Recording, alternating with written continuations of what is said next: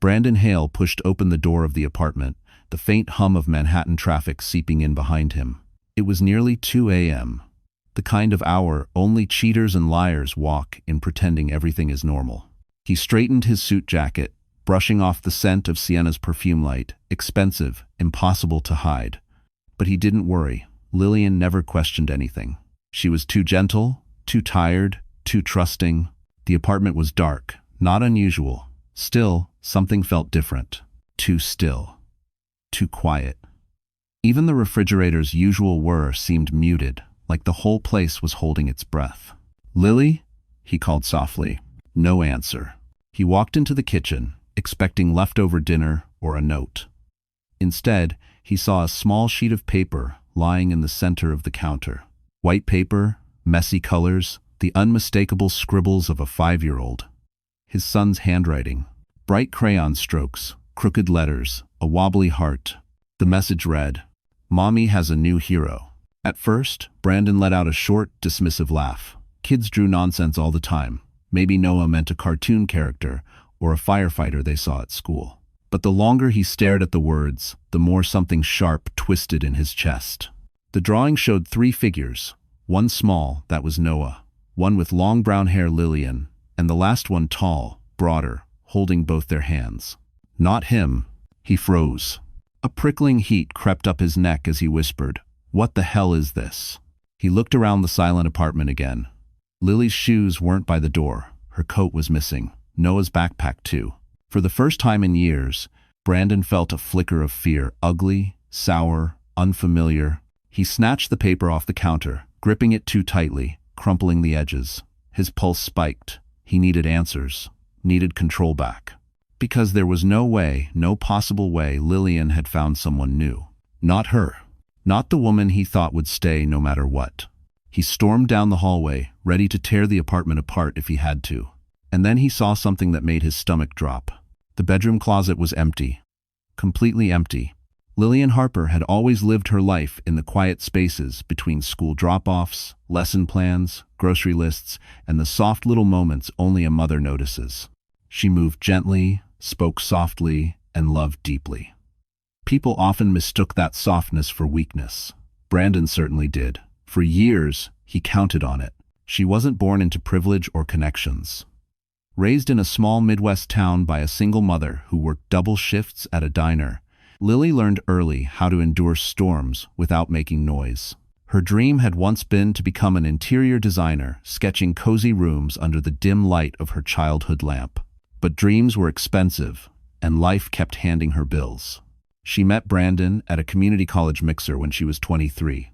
He had confidence, ambition, a polished smile that made you feel chosen just by standing near him. He said she made him feel calm. He said she was the kind of woman men built families with. And in her soft, hopeful heart, she believed him. Marriage came quickly, and with it, Brandon's need for control. "Quit school," he told her. "I earn enough for both of us." She resisted at first, but he convinced her it was temporary. Temporary became permanent. Designing rooms became decorating preschool art walls. And every year, Lily's life shrank just a little more to fit inside Brandon's expectations. Still, she stayed. For Noah. For the tiny family she believed she could preserve if she just tried harder. But the past months had hollowed her. Brandon stopped coming home for dinner. He stopped calling. He stopped looking at her the way a husband should look at his wife. And when he did look at her, it was with annoyance, like she was a burden he didn't remember agreeing to carry. She knew something was wrong. Every late-night work event, every vague excuse, every scent of unfamiliar perfume on his suits chipped away at her hope. But she didn't confront him. She didn't cry or scream. She simply began to disappear inside herself. Until one evening, while picking Noah up from school, he tugged at her sleeve and whispered, "Mommy, Dr. Marcus helped me today. He said we deserve someone who listens." It startled her. The kindness in her son's voice, the way he said, "we." A week later, she passed by the development center where Marcus worked and saw him kneeling beside Noah, tying his shoes, talking gently. Her son laughed, really laughed for the first time in months. Something cracked open in her chest. Something she didn't have a name for yet. That night, while Brandon was out working late, Lillian packed 2 suitcases, grabbed Noah's backpack, her worn-down courage, and left the apartment forever. What she didn't know was that Brandon would find the crayon letter before he found the empty closet. New York had a cruel way of reminding people exactly how small they were. Lillian felt it the moment she stepped out of the cab with Noah asleep on her shoulder and her 2 suitcases dragging behind her. The night wind cut through her thin sweater as if the city itself were questioning her sanity. She didn't have a plan, just a sliver of courage and the instinct to protect her son. The cheap motel on West 49th was nothing like the Manhattan apartment she'd left behind. The neon sign flickered like it was gasping for air, and the lobby smelled faintly of old carpet and burnt coffee. But the clerk didn't ask questions, didn't judge the dark circles under her eyes, didn't comment on the little boy curled up against her. He just handed her a key. Room 214. Second floor, no elevator. Inside, the room was small, barely large enough for a single bed, a side table, and a window overlooking an alley filled with trash bags. The heater rattled. The wallpaper peeled. Yet Lily exhaled for the first time in months. It wasn't home, but it was safe. Safe from Brandon's cold voice. Safe from his suspicion. Safe from the life that had slowly suffocated her. She tucked Noah under the thin motel blanket, watching his tiny chest rise and fall. His innocence broke her. He deserved better than a father who couldn't come home on time. Better than a mother who had stayed too long. In the empty silence, her mind drifted to the past year. Brandon's long nights at Skyline Tech, the Mercedes keys tossed on the counter without a word. The bruising loneliness of eating dinner alone while he sent hollow texts like running late. She had pretended not to notice the red lipstick stain on his collar one night. Pretended hard enough to convince herself it meant nothing. But the real breaking point wasn't perfume, excuses, or lies. It was the day Brandon forgot to pick Noah up from school, left him waiting in the rain for almost an hour. Dr. Marcus had found him shivering, curled under the playground slide, whispering, "Daddy forgot again." Lily had cried in her car that night, silent tears she wiped away before stepping inside their apartment. Now, sitting in the dim motel room, she whispered a promise to herself. They would not go back. She didn't know what tomorrow held, how she'd pay rent, where she'd work, whether Brandon would hunt them down. But she knew one thing. She would fight for Noah's peace, even if it meant rebuilding her life from nothing. Then her phone vibrated on the nightstand. A single text from an unknown number. "Lillian Harper, I know where you are. We need to talk." It was Brandon. And he was closer than she thought. Brandon Hale wasn't the kind of man who lost things. Not deals, not opportunities, not people. He built his entire identity on control, on always being 2 steps ahead. At Skyline Tech, he was the golden boy. Charming, assertive, sharply dressed in tailored suits and cufflinks, he didn't bother to polish himself. On the outside, he was the picture of a successful American husband. Inside, he was a storm waiting for the right moment to break something. And lately, that something had been Lillian. He never laid a hand on her, he didn't need to. Brandon used silence like a weapon and disappointment like a leash. Every sigh, every raised brow, every critique about dinner or Noah's messy backpack was designed to shrink her just a little bit more. He was a master at making her feel like she was the one failing him. Then came Sienna Locke. Sienna was everything. Lily wasn't, at least in Brandon's mind. Confident, sharp-tongued, expensive. She floated through corporate events in stilettos and designer dresses, laughing at his jokes like he was the center of gravity. She knew exactly how to make him feel powerful, admired, desired. She also knew how to make him dependent. It started with accidental late-night strategy calls, then drinks, then hotel rooms Brandon swore were just for decompressing. Soon, Sienna had access to secrets, real ones, confidential sales projections, client leads, the kind of information that could ruin him if placed in the wrong hands. And she had the screenshots to prove it. Brandon didn't know that part. Not yet, but Sienna did. And she planned carefully, always with a smile, always with a fingertip tracing the rim of her wine glass.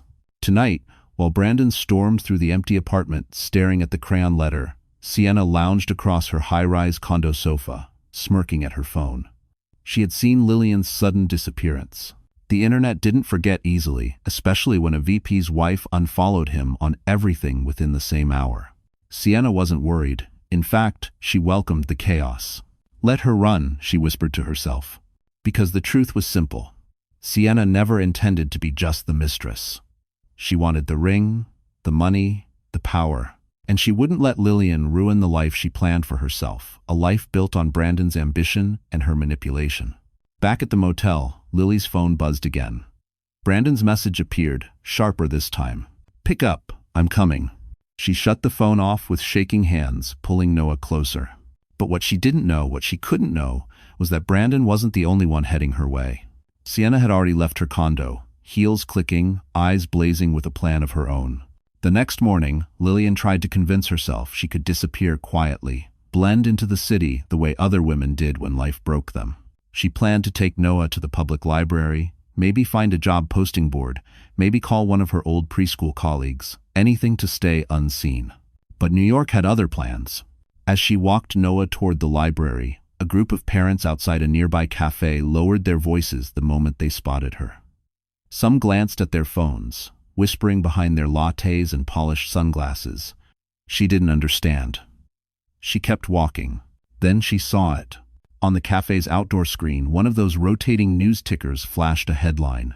Skyline Tech executive's wife leaves home after emotional breakdown. A blurry photo of her taken outside the motel appeared below it. Her breath collapsed. The world tilted. Someone had leaked her location. Someone had fed the story. And only two people knew. Brandon and Sienna. Her phone now turned back on, buzzed nonstop. Missed calls from unknown numbers. Messages from coworkers. Even her mother's old friend from Iowa texted, "Honey, are you okay? Saw something about you on Facebook." Lily felt exposed, stripped, humiliated in front of a city that didn't even know her name yesterday. But the worst blow came 10 minutes later when her preschool supervisor called. "Lillian, I'm sorry." Parents saw the headline. "Some of them are worried about eye stability. We have to suspend your hours until things clear up." Suspended, no income, no safety net. Her knees weakened. Noah clutched her hand tighter, sensing her fear. "Mommy, are we in trouble?" She forced a smile, but her voice cracked. "No, sweetheart. We're just figuring things out." As she pulled him into her arms, a sleek black Mercedes rolled up to the curb. The tinted window slid down. Brandon. His jaw was tight, eyes wild, not with worry, but with fury. "You made a scene," he hissed. "You embarrassed me. Get in the car. Now." People turned to look. Lillian stepped back, shielding Noah behind her. "I'm not going anywhere with you." Brandon lowered his voice, but the venom was unmistakable. "You don't get to decide that. You left with my son. You caused damage to my career. I warned you, Lily. I warned you what would happen if you tried to run." Noah whimpered. Lily's heart pounded. She wasn't strong enough to fight him alone, not like this, not with everyone watching. Then, from behind her, a calm, steady voice spoke. "Is there a problem here?" She turned and froze. Dr. Marcus Ellington was standing there looking right at her, and at Brandon. For a moment, the world stood still. Brandon's glare, Marcus's calm posture, the quiet city noise fading behind the pounding in Lillian's ears. She wished she could be strong, wished she could stare Brandon down and hold her ground like the heroines she used to admire in old movies. But reality wasn't a movie. Reality was exhaustion, fear, humiliation, and a child clinging to her hand with trembling fingers. Brandon stepped out of the Mercedes, slamming the door as if to announce ownership over the sidewalk. "This is a family matter," he growled at Marcus. Marcus didn't flinch. "It doesn't look like she feels safe." Lillian's breath hitched. Safe. When was the last time she'd felt that? Not in the apartment she'd scrubbed every weekend to keep Brandon happy. Not in the car rides filled with silence. Not in the nights she lay awake wondering why she wasn't enough. Brandon scoffed. "She's overreacting. She ran off because she's unstable. You've seen the news. She needs help, not an audience." The word unstable hit harder than she expected. It was the same word he'd tossed around during arguments, soft enough to sound like concern, but sharp enough to bruise. Tears burned behind her eyes. She didn't want to cry here in public, in front of her son, in front of a man who once promised to protect her. Marcus knelt beside Noah. "Are you okay, buddy?" Noah nodded shyly, but his voice shook. "I don't want Mommy to cry." That was it. The dam inside Lillian broke. She covered her mouth, shoulders trembling, tears falling faster than she could stop them. Months of silent suffering, of pretending everything was fine, crashed down on her. She cried for the woman she used to be, for the dreams she'd abandoned, for the nights she waited for Brandon to come home, for the lies she swallowed just to keep peace. "Lillian," Brandon said sharply, stepping closer as if ready to grab her arm. "Enough of this. You're coming home. We'll fix your little meltdown privately." She shook her head, but the words tangled in her throat. She could barely breathe. Marcus stood and quietly placed himself between her and Brandon. "You should leave." Brandon scoffed. "Or what? You gonna play hero?" Marcus didn't answer. He didn't have to. His presence alone felt like a shield. This only enraged Brandon further. His face reddened, jaw tight. "Lily, get in the car. Last warning." She backed up a step, voice finally breaking through the tears. "No, please, just go." The street fell silent again. And then someone in the cafe gasped loudly. A notification buzzed on a dozen phones at once. Another headline flashed across the cafe screen, bolder, sharper, devastating. Skyline Tech VP accused of misusing company funds, internal investigation underway. Marcus turned. Brandon paled, and Lily realized she wasn't the only one whose life had just fallen apart. Brandon's face drained of color as the headline blazed across the cafe screen. Misusing company funds. Internal investigation. His entire identity, his status, his career, his power hung by a thread he hadn't even seen fraying. People nearby whispered. Phones lifted subtly as they searched for more information. Lillian watched the panic crack through Brandon's perfectly polished exterior for the first time. "Who the hell leaked this?" he muttered, voice low and trembling with anger he was trying desperately to contain. This wasn't supposed to go public. Marcus crossed his arms. "Sounds like you have bigger issues than harassing Lillian." Brandon shot him a murderous glare. "Stay out of this." But Marcus didn't move. And for the first time, Brandon couldn't steamroll someone into backing down. Lily wiped her cheeks, still unsteady. "Brandon, what did you do?" His jaw clenched. "Nothing illegal. It's exaggerated. A temporary misunderstanding." Marcus raised a brow. "Companies don't launch investigations over misunderstandings." Brandon ignored him. His attention snapped back to Lillian with a desperation she hadn't seen before. "Lily, please. You need to come home. If you're with me, this will blow over. But if you keep running, people will assume things. Bad things." So that was it. He didn't want her back. He wanted stability. Optics. A wife to stand beside him like a well-placed prop while his world fell apart. She stepped back. "I'm not saving you." Before Brandon could answer, another notification dinged on every phone nearby. A second headline flashed. Source confirms. PR consultant Sienna Locke involved in data leak. Gasps erupted. Marcus's eyes widened slightly. "That's your mistress, isn't it?" Brandon's mouth fell open. No, she wouldn't. But Lillian knew better. Sienna had always smiled too sharply, always watched Brandon with an ambition that bordered on hunger. She wasn't the type to let a sinking ship take her with it. At that exact moment, a sleek silver BMW screeched to a stop across the street. The passenger door flew open, and Sienna stepped out, hair perfect, heels slicing the pavement like she owned it. But she wasn't calm. She looked furious. "Brandon," she shouted, stalking toward them. "We need to talk now." He paled even further. "Sienna." "Don't Sienna me," she snapped. "You lied to me. You said they'd never trace anything back to me. You said you handled everything." Lily stared in shock. So Sienna truly was involved. Marcus stepped closer to Lily, instinctively protective. Sienna's voice rose, sharp enough for the entire block to hear. "Do you have any idea what you've done to me, to my career? Everything is blowing up, and it's all your fault." A crowd formed.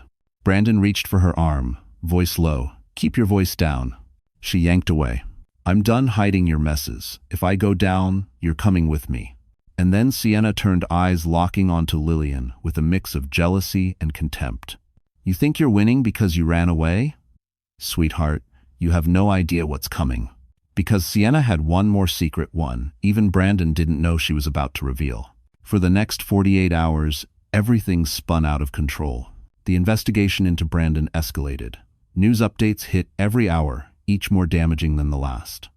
Photos of Sienna storming out of Skyline Tech circulated online. Blogs speculated about internal corruption, leaked data, misuse of client accounts, and in every story, Brandon Hale's name shone like a neon warning sign. For Lillian, it should have been satisfying, a small, poetic justice. But instead, she felt numb. She spent 2 nights in the cramped motel, sitting on the edge of the squeaky bed, wondering how she had let her life collapse so quietly. She stared at her reflection in the small bathroom mirror, pale skin, tired eyes, limp hair tied in a messy knot. She looked like a woman who had been surviving, not living. On the 3rd morning, she reached a breaking point, not of despair, but of clarity. Enough. She showered, blow-dried her hair, put on the one blouse she hadn't stuffed into a suitcase in a hurry. She applied a touch of makeup, nothing dramatic, just a quiet reclaiming of herself. Then she opened her old laptop and searched for interior design portfolios, small studios, freelance opportunities. For the first time in years, she remembered the feeling of wanting something for herself. At noon, she took Noah to the Children's Development Center for a free art session Marcus had invited them to attend. The moment she walked inside, sunlight pouring through tall windows, shelves filled with books and sensory toys, walls painted in calming ocean tones, she felt something thaw inside her. This was a place built with intention. Warm, safe, kind. Everything her marriage had not been. Marcus noticed her immediately. His expression softened, not with pity, but with genuine respect, like he was seeing her in a new light. "You look better today," he said gently. She smiled, a real one this time. "I'm trying." "Trying," he said, "is how people rebuild." They sat together while Noah painted on the tiny easel. Lily talked about her past dream of becoming an interior designer. She expected Marcus to nod politely. Instead, he leaned forward. "Lillian, I've seen your sketches in Noah's bag. You're talented." Her heart skipped. "They're just doodles." "No," he said, firm but warm. "They're potential." For the first time since leaving Brandon, hope didn't feel dangerous. But that fragile moment shattered when Marcus's assistant hurried over with a panicked look. "Dr. Ellington, you need to see this. It's about Miss Harper." Lillian's stomach twisted. "What happened?" The assistant held up her phone, screen glowing with a breaking headline.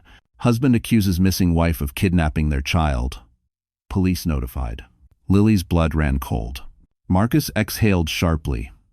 "He didn't." "Oh, yes, Brandon Hale absolutely did.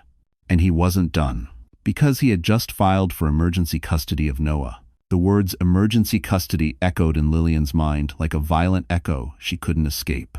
Her hands trembled as she held the phone, staring at Brandon's accusation plastered across the news. Missing wife. Kidnapping. Dangerous instability. Every sentence was a knife, each twist meant to erase her voice and paint her as the villain. Marcus took the phone from her gently. "This is retaliation. He's cornered men like him lash out when they're losing control. But he can't take Noah from me," she whispered, her voice breaking. "I've never hurt my child. Never." Marcus placed a hand on her shoulder, steady, grounding. "I know, and I promise you, this isn't the end, but we need to move."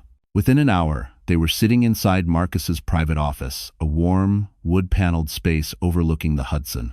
Noah played quietly with blocks in the corner, unaware his entire future was being threatened. Marcus dialed a number. A woman's voice answered. Sharp, confident. "A lawyer." "Lauren Price," he said. "I need your help with a custody emergency." Lauren arrived 30 minutes later, heels clicking, eyes fierce. She reviewed the documents Brandon filed, shaking her head with growing disbelief. "This isn't a father trying to save his child," she said. "This is a man trying to punish his wife." "Because covered it." Lillian swallowed hard. "Can he win?" "He has money," Lauren said plainly. "Connections. But you have something more powerful." Lily blinked. "What?" "The truth. And evidence he doesn't know you have." Before Lily could ask what she meant, Lauren retrieved a tablet from her bag. "I pulled Brandon's public records.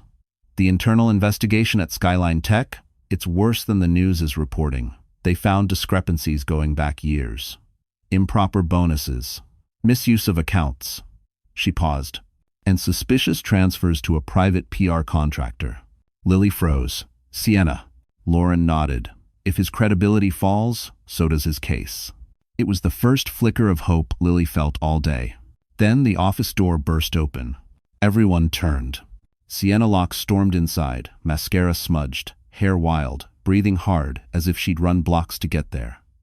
Noah flinched and hid behind Lillian. "I need to talk to you." Sienna spat, not at Marcus, not at Lauren, but at Lillian. "What could you possibly want?" Lily whispered. Sienna pointed a trembling finger at her. "You think Brandon is your only problem? You think he's the one trying to destroy you?" Lily frowned, confused. Sienna laughed bitterly. "Sweetheart, he isn't the one who leaked your motel location." Lillian felt her stomach plunge. "No," Sienna said, voice cracking. "That was me. And I'm here because something far worse is coming." Marcus stepped forward, firm. "What are you talking about?" Sienna's expression twisted with fear. "Brandon knows where you are. And he's on his way with police." The moment Sienna's words hit the room, everything inside Lillian went ice cold. Her heartbeat pounded against her ribs as if trying to escape. Police. Brandon bringing police.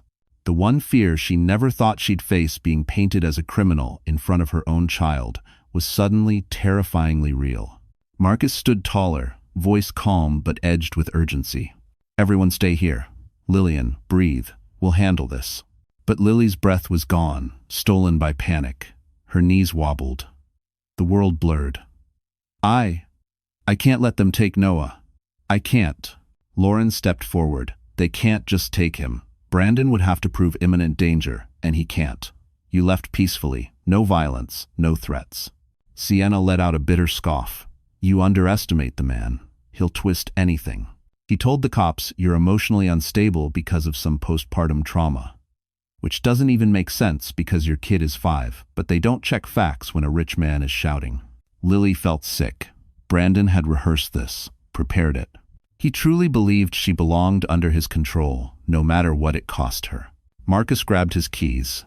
"We need to move. Now. Because Naforli raid. It's Dad rule." But before he could reach the door, Noah suddenly began to cry, quiet, confused, sobs that cut deeper than any legal threat. "Mommy, I don't want to go with Daddy. He yells all the time." Lillian knelt, pulling him close, her chest aching. "I won't let anyone take you, I promise."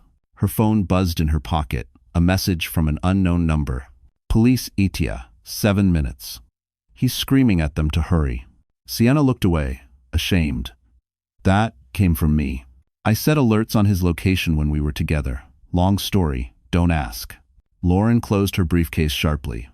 "We'll file a counter-petition, but right now, we need witnesses. Somewhere public, somewhere safe." Marcus snapped his fingers. "My development center has security cameras. Neutral ground. If Brandon tries anything, it's all recorded." Lillian hesitated. "What if they believe him anyway?"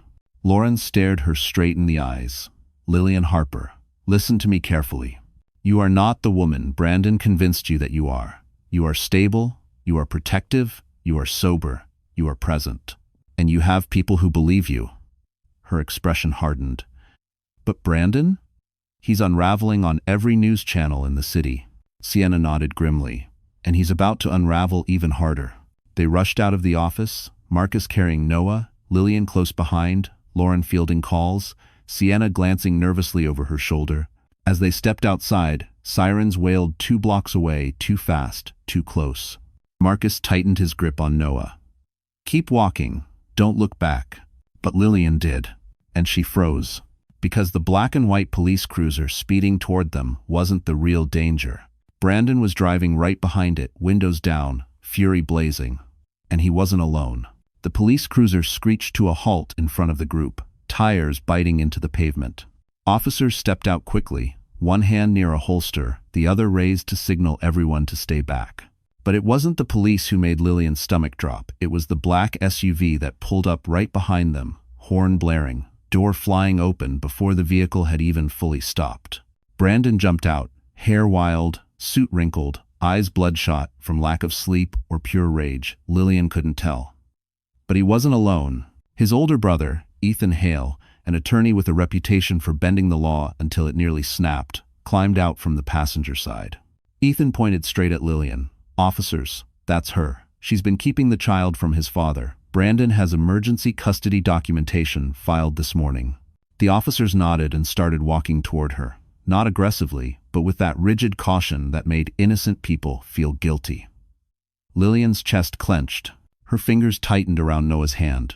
Marcus stepped forward, voice calm but firm. She hasn't kidnapped anyone. She left a toxic situation. She has every right to remove her child from an unstable home. Ethan scoffed. Spare me the therapy rhetoric. The court will decide. Officers, do your job. Lauren Price moved between Lillian and the police, and I am her counsel. You will not speak to her without me present, nor will you remove the child without a judge's order. 8. Bostables. One of the officers spoke gently. Ma'am, we're not here to arrest you. We just need to confirm your child is safe. But before Lillian could answer, Brandon lunged forward. Noah, he shouted, grabbing the boy's arm. Noah yelped, shrinking back in terror. Daddy, stop. You're hurting me. Everything froze for a split second. Then Marcus moved fast. He pulled Noah away, shielding him with his entire body. Don't touch him. Brandon's face twisted. Get out of my way. If you wanted to scramsnide. Sienna stepped forward unexpectedly. Brandon, stop. You're making it worse. He rounded on her like a wild animal. You ruined everything. Her jaw tightened. You ruined yourself. The officers intervened, holding Brandon back. Sir, step away. Now. Ethan hissed under his breath. You're tanking your own case. But Brandon wasn't listening. His eyes locked onto the crumpled drawing sticking out of Lily's purse, the crayon letter. That thing, he spat. That stupid drawing. That's what this is about? Some pathetic scribble? Lillian gasped. That letter was Noah's heart on paper. Brandon's voice rose. He's 5. He doesn't know what a hero is. That drawing is proof she's been poisoning him against me. Marcus stiffened. No, Brandon. That drawing proves something else entirely. Everyone stared. Marcus slowly reached into his jacket and pulled out a small flash drive. I didn't want to use this, he said quietly, but you forced my hand. I think. Brandon's eyes widened. What the hell is that? Marcus's voice dropped to a lethal calm. It's evidence, and when you see it, your entire world will collapse. A heavy silence fell over the street as Marcus held the flash drive between his fingers. Even the officers paused, their hands lowering slightly, sensing the shift in the air. Brandon's bravado faltered for the first time, his eyes flicking from the drive to Marcus like a trapped animal assessing danger. What the hell is that? Brandon repeated, but this time his voice cracked. Marcus stepped closer, not threatening, but resolute. Proof. Real proof. Not rumors, not headlines. Proof of who's been manipulating who. Lauren turned toward him sharply. Marcus, what evidence? He nodded once. Video recordings, security footage, conversations Brandon didn't realize were being captured. He looked straight at Brandon. You should have been more careful in your own office. Monaging. The color drained from Brandon's face. You had no right. Marcus cut him off. I didn't take anything illegally. Someone gave me access after you crossed a line with them. Someone who got tired of being threatened. He glanced toward Sienna. She looked away, hugging her arms tightly. He thought I'd keep covering for him forever. Lillian blinked in disbelief. Why? Why would you give Marcus anything? Sienna let out a shaky exhale. Because Brandon didn't just use me. He blamed me for every lie he told. And when the investigation started, he tried to pin the data leak on me. She looked at Lily with something that wasn't quite remorse, but close. I'm not a saint, but I'm not going to prison for him. Ethan swore under his breath. Brandon, tell me you didn't say anything incriminating on those cameras. Brandon's silence was the answer. The police officer stepped forward. Sir, if that drive contains evidence related to corporate misconduct, we need to secure it. Marcus shook his head. Not yet. This isn't about Skyline Tech, he looked at Lillian. This is about protecting a mother and child. He plugged the flash drive into his tablet. Ethan moved to stop him, but the officer blocked him. A video opened, the footage grainy but clear enough. Brandon in his office, leaning over Sienna, voice raised, sharp, venomous. If Lillian leaves, she gets nothing. I'll make her look unstable. I'll make her look dangerous. She won't win custody. Noah stays with me, so she has no reason to run. Lillian gasped. Noah whimpered. Even the officers exchanged stunned glances. Another clip played Brandon laughing with a coworker. Lily, she's harmless. She'll never leave. She's too scared to start over. And another Brandon threatening Sienna. You leak one thing about me, and I'll burn your career down. Sienna flinched at her own memory. Marcus paused the video. This shows pattern, control, manipulation, coercion. His voice hardened, and intent. Ethan pinched the bridge of his nose. Brandon, you're done. Brandon lunged for the tablet, but the officers restrained him easily. Those are taken out of context, he shouted. This is illegal. You can't use that in court. Lauren crossed her arms. Actually, we can. Lillian stared at Brandon, truly seeing him for the first time, without fear. But before the relief could settle, the officer's radio crackled loudly. Units be advised, Skyline Tech has issued an arrest request for Brandon Hale. Charges include embezzlement, fraud, and destruction of evidence. Brandon froze. The officer looked up. Sir, turn around, hands behind your back. But Brandon didn't run. He didn't fight.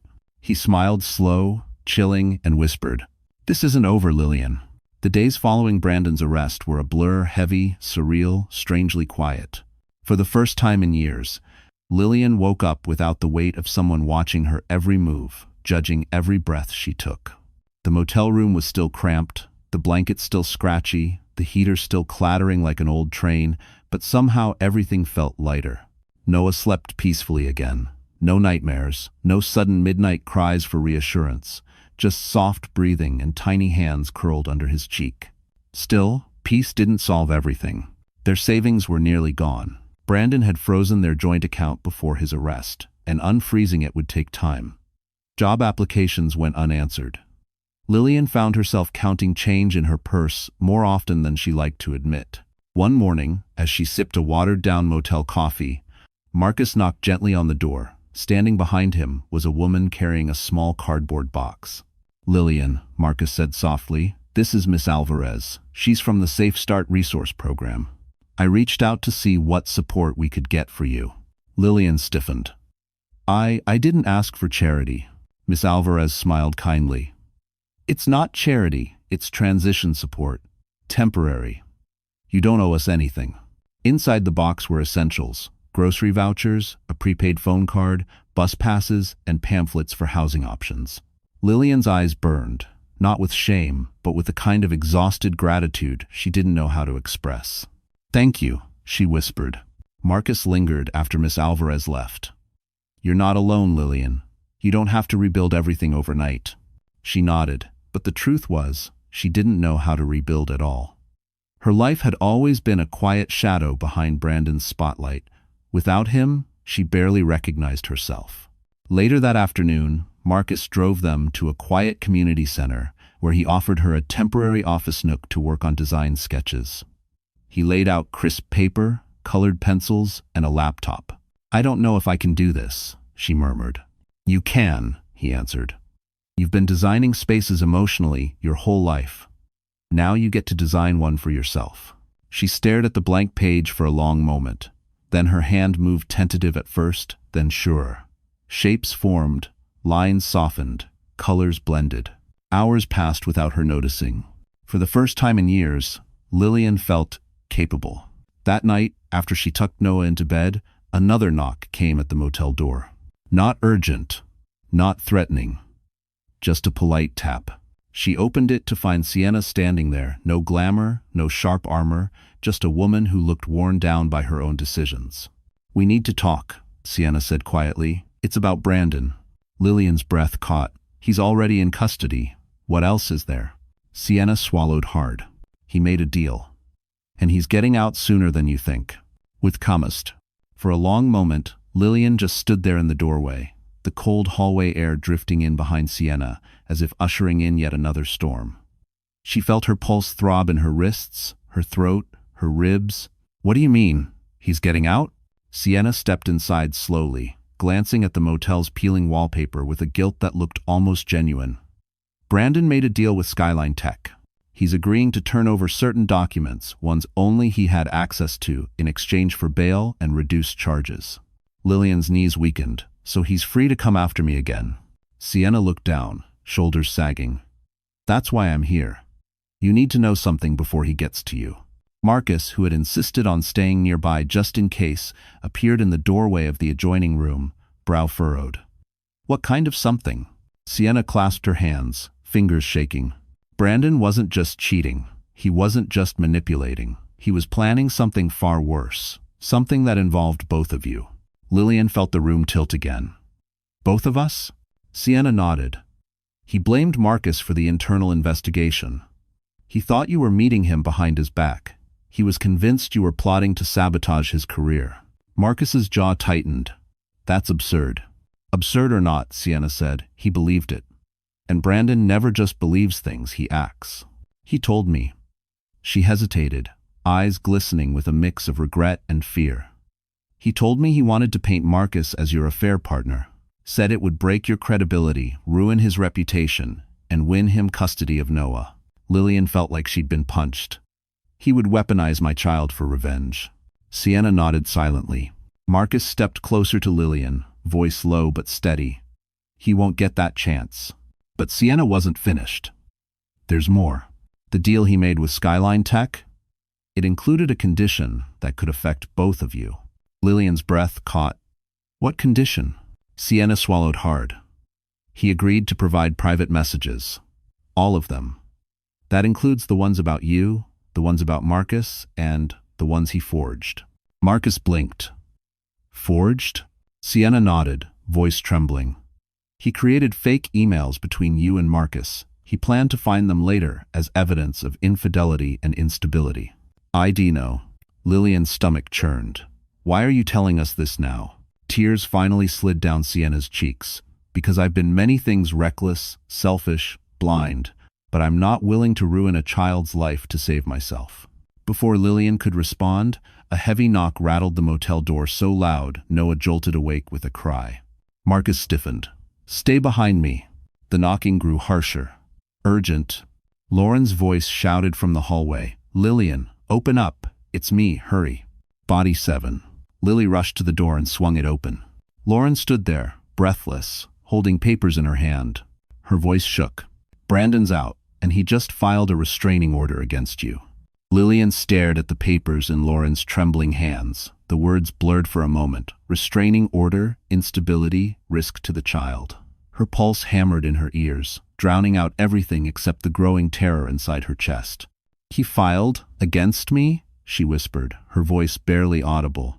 Lauren nodded grimly. He claimed you're a flight risk, that you're emotionally volatile and could endanger Noah if stressed. Lillian's mind spun. But he's the one who chased us. He's the one yelling in public. I know, Lauren said firmly. Everything he's doing is projection. He's flipping the narrative before you can build yours. Marcus clenched his fists. He's weaponizing the system. Sienna let out a humorless laugh. He's always been good at that. Thank you for watching. Lillian felt tears sting her eyes, not weak tears, but hot ones, full of fury. She didn't deserve this. Noah didn't deserve this.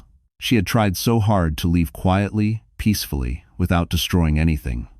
But Brandon didn't allow clean exits. He needed chaos. He needed control. So what does this mean? Lily forced out. It means, Lauren said, exhaling, he's trying to push you into a corner. If the court believes you are unstable or hiding, he gets temporary custody. Into Devon. Lily swayed slightly. Marcus reached out, steadying her with a gentle hand on her elbow. You're not doing this alone. Whatever he throws at you, we'll counter it. But Lauren wasn't finished. There's more. He's demanding an emergency hearing tomorrow. Sunrise. Lillian's stomach twisted. Tomorrow? That soon? He wants to strike while you're exhausted and scared, Lauren said. This is classic legal ambush. He assumes you're too overwhelmed to prepare. Thanks for watching. Don't over. Sienna took a step forward, guilt on her face. I'll testify. I'll admit everything I know. The fake emails, the threats, the way he talked about Noah like a bargaining chip. Whatever it takes. Lillian blinked, startled. You'd do that?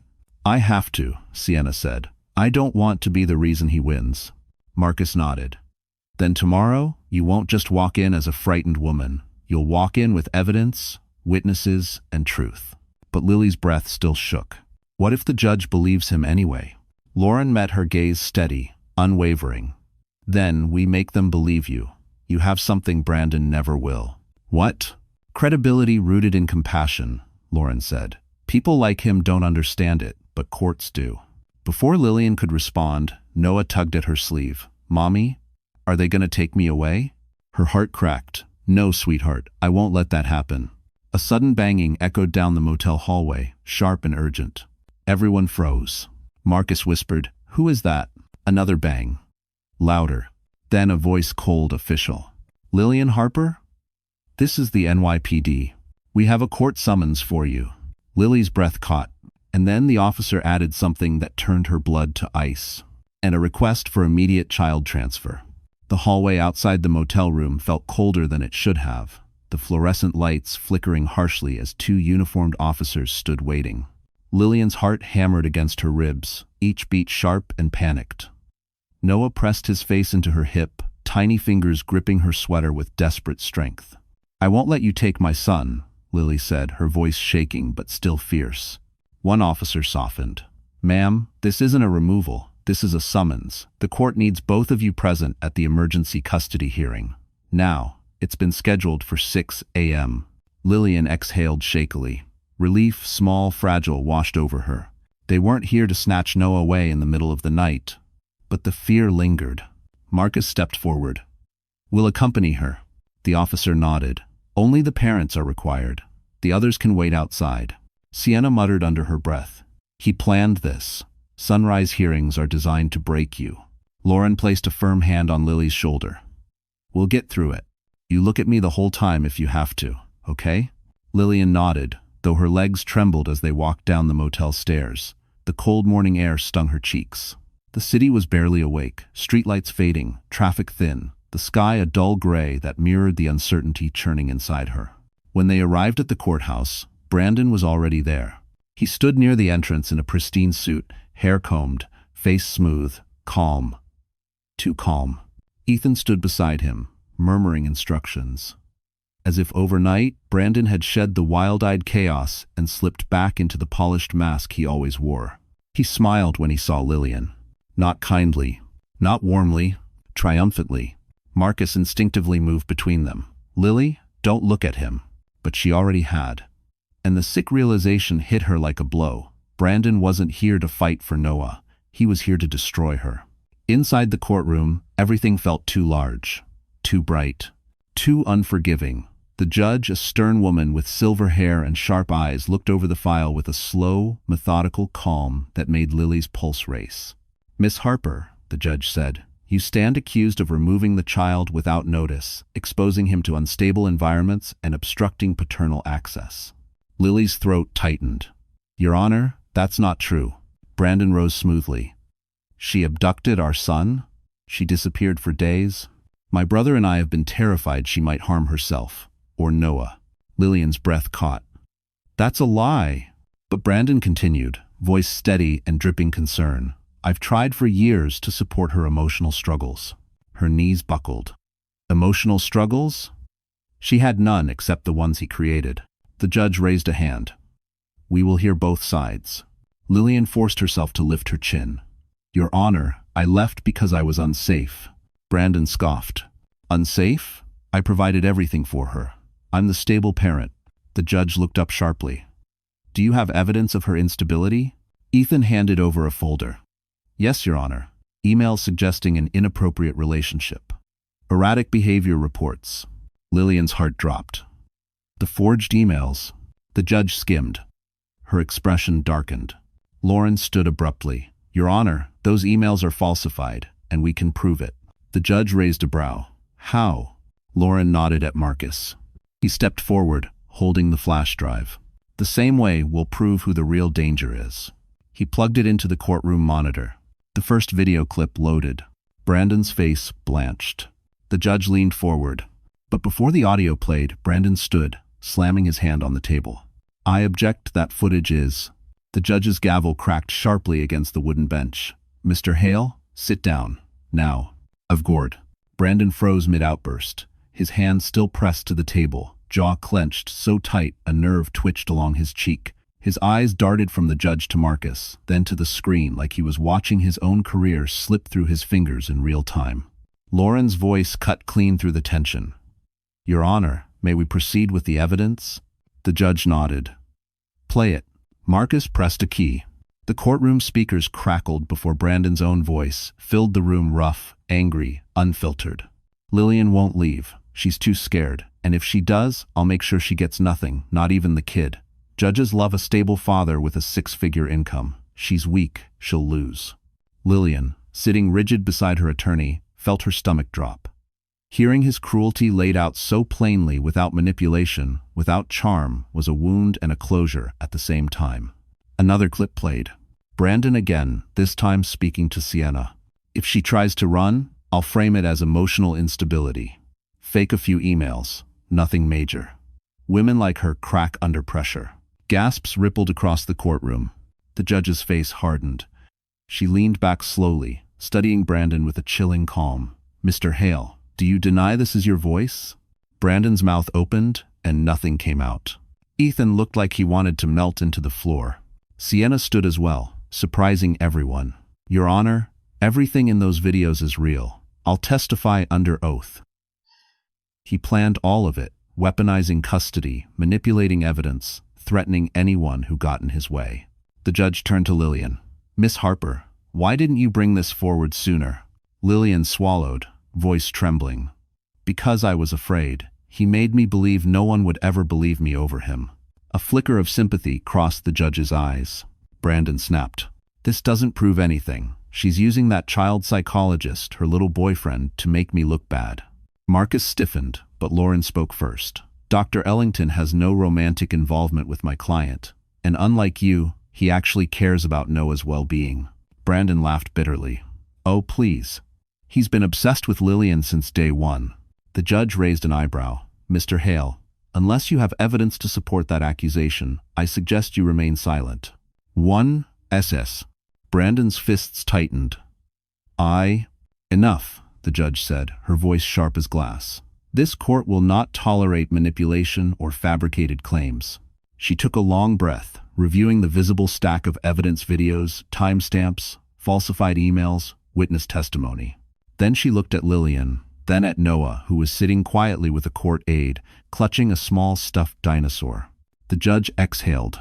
Based on what I've seen so far, I am strongly leaning toward granting Miss Harper temporary full custody. Brandon shot to his feet. You can't do that. However, the judge continued, eyes narrowing. Before I finalize anything, I want to hear from one more person. Lillian's breath caught. Dr. Marcus Ellington, the judge said, please take the stand. Marcus stood slowly, eyes steady, expression unreadable. He stepped forward, and Brandon suddenly whispered, loud enough for only Lily to hear. If he talks, I'll destroy him too. Astavisis.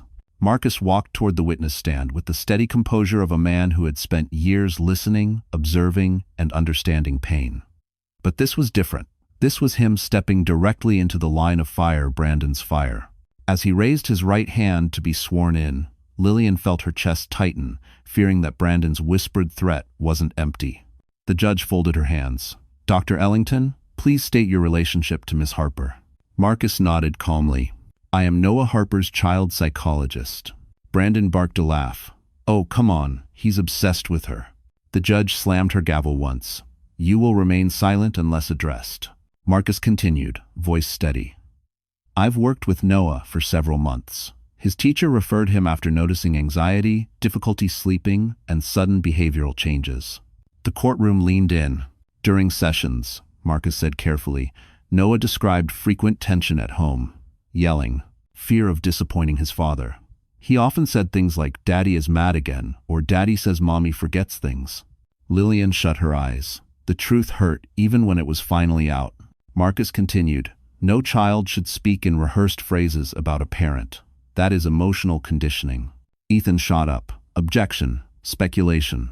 The judge waved him off. Overruled. Continue. Marcus's jaw tightened. I never wanted to reveal confidential session details. But based on the court's urgent request, Noah consistently expressed fear of being alone with his father. He flinches when men raise their voices, and he showed significant relief when separated from Mr. Hale. Brandon slammed both palms down. This is ridiculous. He's manipulating a child to get to Lillian. Marcus didn't flinch. Mr. Hale has never attended one therapy session, despite repeated invitations. The judge glanced sharply toward Brandon. Marcus went on, voice firm yet somehow gentle. I am not here as a romantic interest, or even as a friend. I am here as a mental health professional who has seen what this child carries. He paused. And I can say confidently, returning Noah to an unstable, coercive environment would risk long-term emotional harm. The courtroom went silent. The judge inhaled deeply, absorbing the words. Ethan rose once more. Your Honor, Dr. Ellington is clearly biased. Then Marcus said something no one expected. I have no personal benefit in helping Miss Harper. In fact, he hesitated, eyes flicking to Lillian, softening. This puts me at professional risk, but protecting a child outweighs my reputation. Lillian's breath caught in her throat. She realized at that moment Marcus wasn't just defending Noah. He was protecting her. The judge leaned forward. Thank you, Dr. Ellington. You may step down. By tandons. As Marcus walked back, Brandon crooked a finger at him, whispering viciously, You think this wins? You think saving her wins? Watch what happens next. Before Marcus reached Lillian's side, the courtroom doors burst open. A bailiff rushed in, clutching fresh documents. Your Honor, urgent update from Skyline Tech. You'll want to see this immediately. The judge took the papers. Her eyes widened, and whatever she read made Brandon go pale, so pale it looked like the floor had dropped beneath him. The judge scanned the documents with a growing intensity, each line deepening the creases between her brows. Brandon shifted restlessly, tugging at his collar as though the room were tightening around him. Lillian watched the tension rise like a wave about to crash. She could feel something enormous was coming. Finally, the judge placed the papers down and looked directly at Brandon. Mr. Hale, is there anything you'd like to tell this court? Brandon blinked. About what? The judge's voice sharpened. About the updated findings from Skyline Tech's internal audit. Findings that directly contradict statements you made to this court. Ethan stepped forward quickly, tone slick. Your Honor, we haven't reviewed those documents yet. We request. You may review them after I finish, the judge said coldly. She held up one page. It says here that Mr. Hale attempted to delete company data intentionally and that IT recovered multiple files marked as destroy after transfer. Her eyes narrowed, including files labeled with his wife's name. A shocked murmur rippled through the courtroom. Lillian felt her breath hitch. He planned to use her as a scapegoat. The judge continued. Additionally, Skyline Tech has submitted formal testimony stating that Mr. Hale tried to pressure colleagues into backing fabricated claims about Miss Harper's mental instability. Her voice hardened. This is not just unethical, it borders on criminal coercion. Brandon's face collapsed. That's not true, someone set me up. But the judge raised a hand.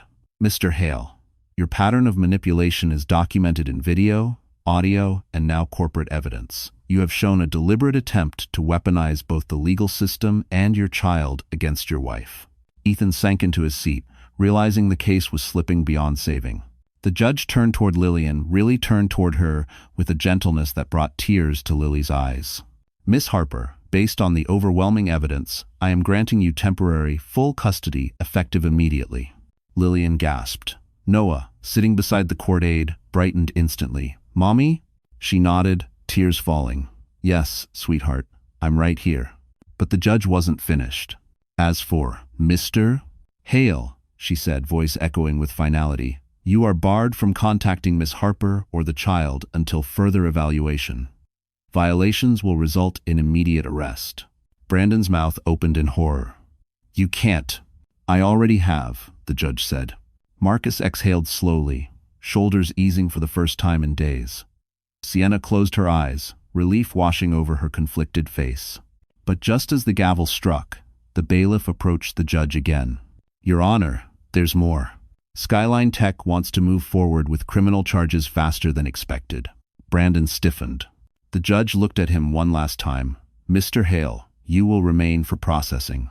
Panic finally cracked him open. No, you don't understand, Lillian. Please help me. Lily looked at him and felt nothing.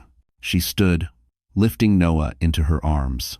But before she could walk out in peace, Ethan Hale rushed to block her path, his face ashen. Lillian, he whispered urgently. There's something you don't know. She froze. Ethan swallowed hard. Brandon made one last move before his arrest. something that affects you directly. Lillian didn't move. The courtroom hummed in distant echoes as Ethan Hale, usually composed and calculating, stood trembling before her. His eyes darted toward Brandon, now surrounded by officers, then back to Lillian with an urgency that chilled her. "What did he do?" she demanded quietly. Ethan swallowed hard. Before the arrest, Brandon created a false financial account. He transferred money into it using your name. It's small, but it's enough to make the IRS investigate you if it's not corrected immediately. Lillian's breath faltered. Even in ruin, Brandon's obsession with control reached beyond the grave of their marriage, like a final claw dragging her backward. Lauren stepped forward, voice sharp. "Give me the details. Now." Ethan handed her a folder. "I'm not protecting him anymore. He dragged us all down with him. You deserve the truth." Lillian steadied herself. "Can this hurt me?" Lauren flipped through the pages. Her brow softened. "No.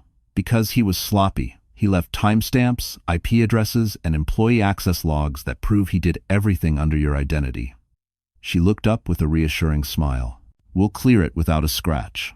Lillian exhaled a long, trembling breath she felt all the way to her bones. For the first time, she whispered, "I'm free from him." Marcus touched her shoulder gently. "You are, and he can't hurt you anymore." Brandon, hearing this, erupted. "Lillian, you can't walk away from me." But the officers tightened their grip. One leaned in. "Sir, that's enough." The judge signed the final papers with firm strokes. "This hearing is adjourned.